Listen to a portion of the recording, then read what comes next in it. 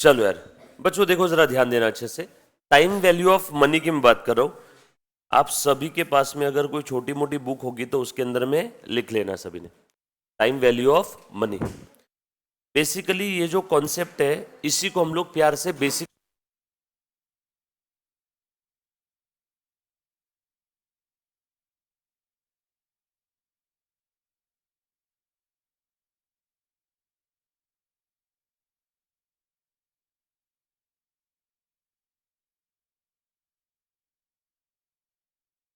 Hello, इसी को प्यार से बेसिक्स ऑफ एफएम भी हम लोग बोल सकते हैं। सेपरेट कोई टॉपिक आपको आपके मॉड्यूल में देखने के लिए नहीं मिलेगा, लेकिन बड़ा प्यारा कॉन्सेप्ट है। ये कॉन्सेप्ट आपके नियर अबाउट सारे प्रैक्टिकल टॉपिक में यूज होने वाला है, right. Time value of money का मतलब होता है आज के 1 रुपए की वैल्यू कल के 1 रुपए के वैल्यू से अलग रहेगी। सर, टुमारोज 1 रुपी और आज का 1 रुपी किसकी वैल्यू ज्यादा है? आज के। कुछ बच्चे बोलते नहीं सर कल के पैसों की वैल्यू ज्यादा है, तो एक काम करो, मैं आपको बोलता हूं आपको आज 100 रुपए दूं या कल दूं, तो आप क्या बोलोगे? आज दो, है ना। रीजन, आज के 1 रुपए की वैल्यू कल के 1 रुपए के वैल्यू से ज्यादा रहेगी।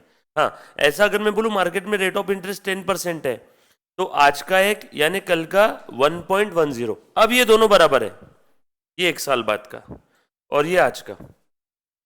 अगर मार्केट में रेट ऑफ इंटरेस्ट है 10% पर एनम, तो आप अगर बैंक में 1 रुपया डिपॉजिट करोगे और 10% पर एनम का रेट ऑफ इंटरेस्ट है, तो 1 साल बाद कितना हो जाएगा? 1 रुपी 10 पैसा। ऊपर का 10 पैसा क्या है? इंटरेस्ट है आपका। अब मैं बोल सकता हूं कि ये दोनों इक्वल है, अब कोई दिक्कत नहीं है। अब आज का 1 रुपया या 1 साल बाद का 1 रुपया 10 पैसा बिल्कुल सेम है।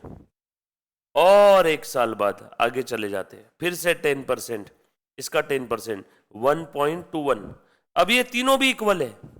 आज 1 रुपया लेना क्या, ये 1 साल बाद का 1.1 रुपी क्या, या 2 साल बाद का 1.21 क्या? बात एक ही है, ये तीनों बिल्कुल सेम है।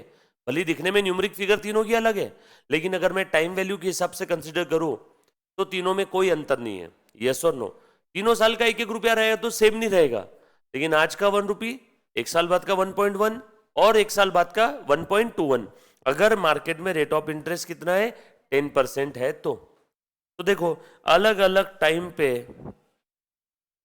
जो फिगर्स है उन सब की वैल्यू सेम नहीं है। अगर फिगर सेम है तो समझ में आ रहा है क्या? अगर मैं ऐसा लिख दूं फिगर सेम है तीनों जगह, अब बताओ ये तीनों भी सेम है क्या? नो। फोर्थ स्टैंडर्ड का बच्चा बोलेगा यस, ये 1 रुपी, ये 1 रुपी, ये 1 रुपी तीनों भी सेम है। लेकिन जिसने एफएम का बेसिक पढ़ा है वो क्या बोलेगा? ये तीनों 1 रुपी सेम नहीं है, ये आज का है, ये 1 साल बाद का है, और अगर ये 2 साल बाद का है तो भैया इसकी वैल्यू कम है, इसकी और भी कम है, इसकी वैल्यू सबसे ज्यादा है। इसलिए हर कोई क्या बोलता है? पैसा आज चाहिए। यस और नो? और अगर आप फ्यूचर में देना चाहते हो तो मुझे ज्यादा लगेगा, और अगर आप फ्यूचर में देना चाहते हो तो मुझे कितना चाहिए? ज्यादा चाहिए। कितना ज्यादा? रेट ऑफ इंटरेस्ट ऐड कर दो, रेट ऑफ इंटरेस्ट ऐड कर दो। अब ये तीनों भी सेम है। कुछ बात समझ में आई? तो बस यही है आपका टाइम वैल्यू ऑफ मनी।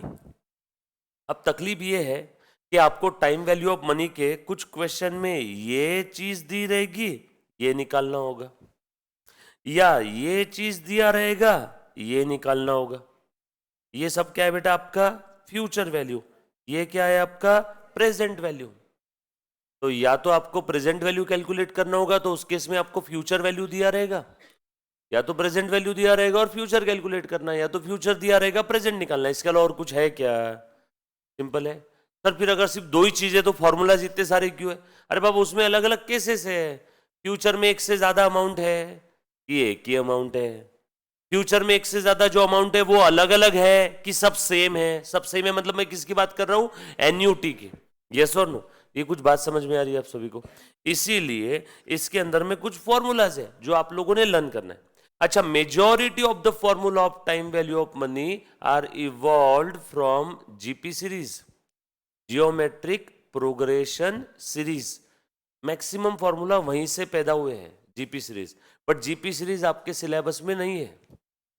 पढ़ने जाओगे तो 1-1.5 घंटे का ही कॉन्सेप्ट है, ज्यादा समय नहीं लगेगा, बट वो आपके सिलेबस में नहीं है। वरना मैं आपको वो भी बता देता, सिलेबस में होता तो कौन सा फॉर्मूला कैसे पैदा हुआ। जीपी सीरीज से सारे फॉर्मूलाज आते हैं, बट वो आपके सिलेबस में नहीं है। कुछ बच्चे मुझे मैसेज करते हैं कि सर वो जो फॉर्मूला पैदा होते हैं वो कैसे पैदा होते हैं, तो बेटा वो डेरिवेशन का पार्ट है, वो आपको देखने की जरूरत नहीं है, लिटरली यकीन मानो। नहीं तो पता चला कि ये एग्जाम में इसके ऊपर पूछा जाता है। मैं आपको यहां तक पूरा कवर अप करवा के देता हूं, मतलब एग्जाम में जो आएगा वो भी, और उसके अलावा थोड़ा और एक्स्ट्रा भी। बच्चा यहां पे भाग रहा है, समझ में आ रहा है क्या? यस और नो? तो इसीलिए बस आपने ये इसके ऊपर ज्यादा में ज्यादा इसके ऊपर फोकस करना है, उससे ज्यादा और देखने की जरूरत नहीं बेटा, राइट? आ जाओ। सो मैं कुछ फॉर्मूलाज बता देता हूं, एक बार फटाफट से सभी ने फॉर्मूला बताना है बेटा मेरे साथ साथ में। अब टाइम वैल्यू ऑफ मनी की अगर मैं बात करूं तो हम लोगों को या तो फ्यूचर वैल्यू कैलकुलेट करना होगा या तो प्रेजेंट वैल्यू। अब फ्यूचर वैल्यू कैलकुलेट करना है तो अलग अलग केसेस हो सकती है। आपको बोल दिया फ्यूचर वैल्यू कैलकुलेट करो और यूज सिंपल इंटरेस्ट टेबल, या तो सिर्फ इतना बोला यूज सिंपल इंटरेस्ट, या तो ऐसा बोला यूज सिंपल इंटरेस्ट टेबल। तो हम लोगों ने क्या करना है, फ्यूचर वैल्यू कैलकुलेट करना है with the help of simple interest table. Future value is equal to, बोलो बेटा, प्रिंसिपल प्लस सिंपल इंटरेस्ट, खत्म। इसी को अगर लिखना है तो मैं ऐसा लिख सकता हूं, प्रिंसिपल प्लस सिंपल इंटरेस्ट का फॉर्मूला क्या है बेटा, P into N into R. तो P in bracket 1 plus N R, P common निकाल लिया। अब आप बोलोगे सर ये simple interest, P N R, P principal, N period, number of year, R rate of interest. कुछ बोला नहीं तो एफए में रेट ऑफ इंटरेस्ट कैसा रहेगा, पर एनम, यस और नो?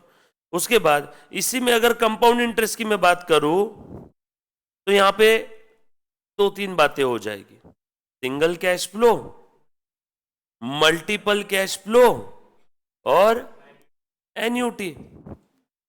सिंगल कैश फ्लो अगर है तो फ्यूचर वैल्यू कैसे निकलेगा, present value in bracket 1 plus R raise to power N, whereas n is equal to paid, r rate of interest, yes or no?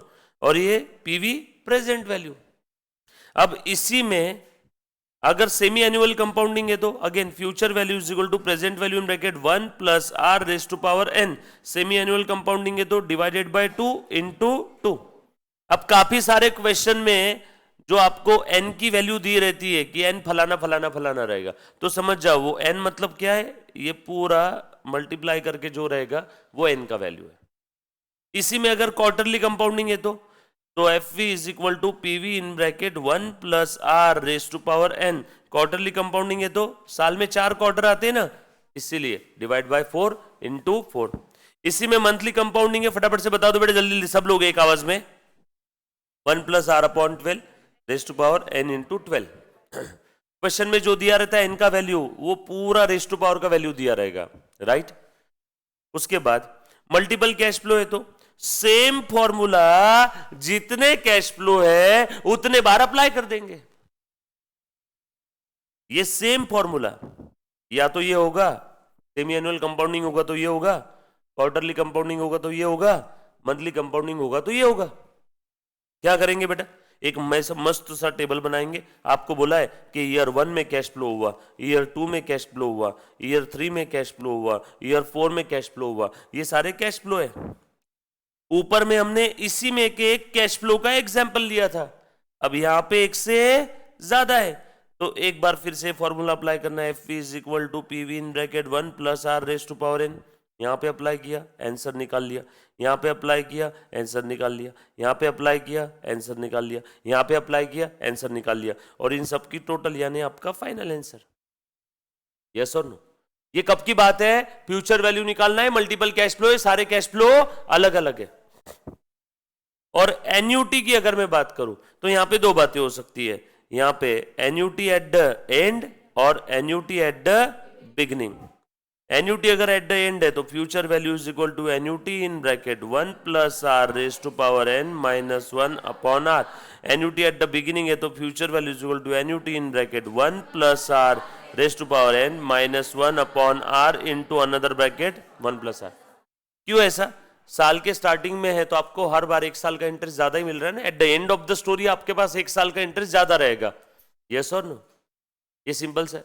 अब हम लोग क्या करेंगे अगले रिवीजन के अंदर में, जो जो फॉर्मूलाज मैंने बताए, मैं एक फॉर्मूला उसका एक क्वेश्चन, खत्म। मतलब आपको फॉर्मूला का एप्लीकेशन भी समझ में आ जाएगा और आप एग्जाम के अंदर में उसको यूज कर पाओगे। होता क्या है, बच्चे बोलते सर फॉर्मूला याद है। अब एक बच्चे से सजेशन आया था जो प्रीवियस बैच के आपका सीनियर स्टूडेंट था, सर एक फॉर्मूला और उसका एक क्वेश्चन, एक फॉर्मूला उसका एक क्वेश्चन। तो हम लोग क्या करेंगे, अब यहाँ पे हमने जो 4 फॉर्मूला देखे, चारों फॉर्मूला के अलग अलग सेपरेट सेपरेट 4 क्वेश्चन आपको दे देंगे जो अलग रहेंगे। यस और नो, जो हमने सॉल्व किया वैसा नहीं रहेगा। डन, चलो थैंक यू वेरी मच यार। अभी का रिवीजन खत्म हो रहा है, तुरंत के तुरंत आ जाओ अपने रेगुलर लेक्चर पे।